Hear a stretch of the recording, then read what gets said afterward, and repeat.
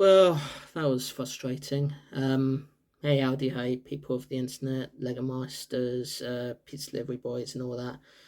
Wolfman 47 Dash here. Um, I did do this video already, but I decided to do it again because I missed out some key information, and also it was with the top on, but because it's now getting a bit hot, it's off again. And yeah, for everyone's reassurance, it's once again because it's genuinely hot, not an attempt to get more subscribers and views that I'm shirtless. So yeah. Anyway, so Lego Island Extreme Stunts, third game of the Lego Island series, and of the three games, that one would I thought would be the one that would work on my computer, and yet it didn't. I mean, the first one was guaranteed not to work. The second one was either going to be a hit or miss for my system, and yet both of them somehow worked with the fixes I was able to download and all that.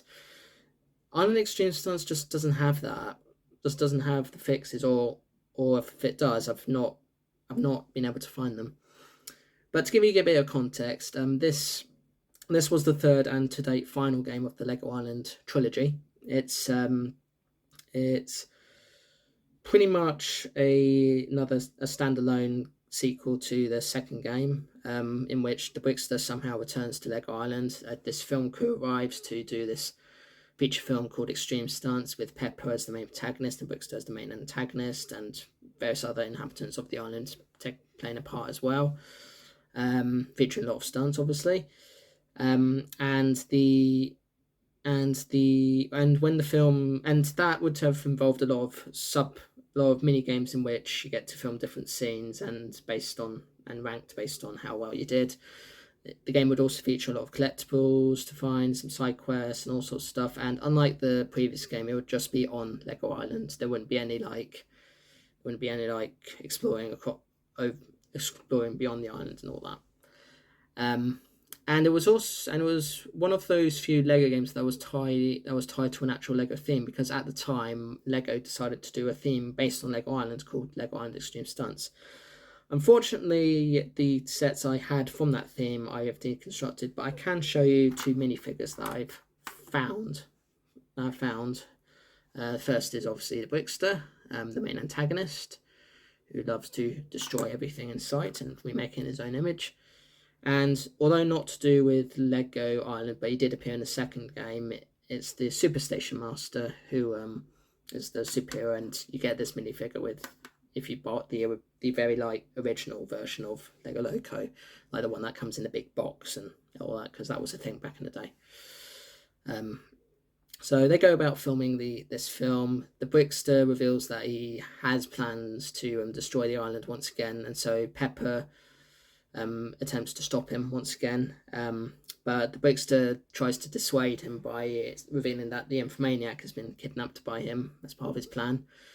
And Pepper has a kind of sort of girlfriend called, I think her name's Skylane in the game, and also Pepper's a silent protagonist this time around, compared to the previous two games where he was actually speaking. No, this time he's just a silent protagonist.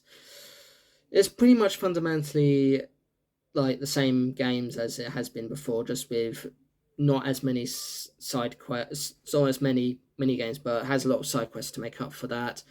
The island is pretty much a big sandbox sort of island, and plenty to do on it, as apart from like the main story and that.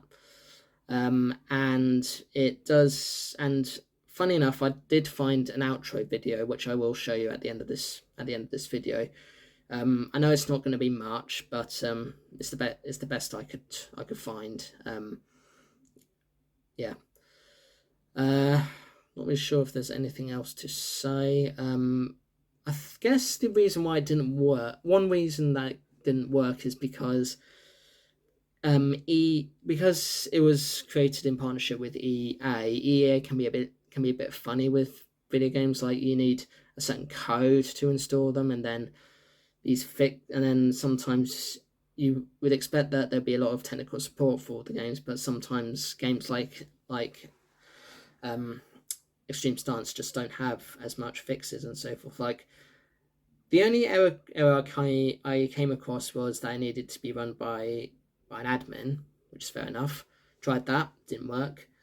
Compatibility mode, tried that, didn't work for my system for some reason. And I would have attempted to do emulation, as in do an emulation of the PS2 game.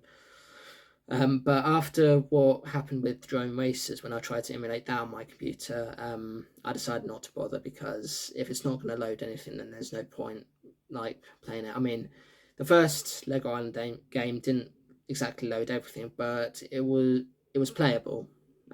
It was playable, and there was stuff that was loaded. It's just, yeah, it's unfortunate, but here's what it is. But there is some good news about it.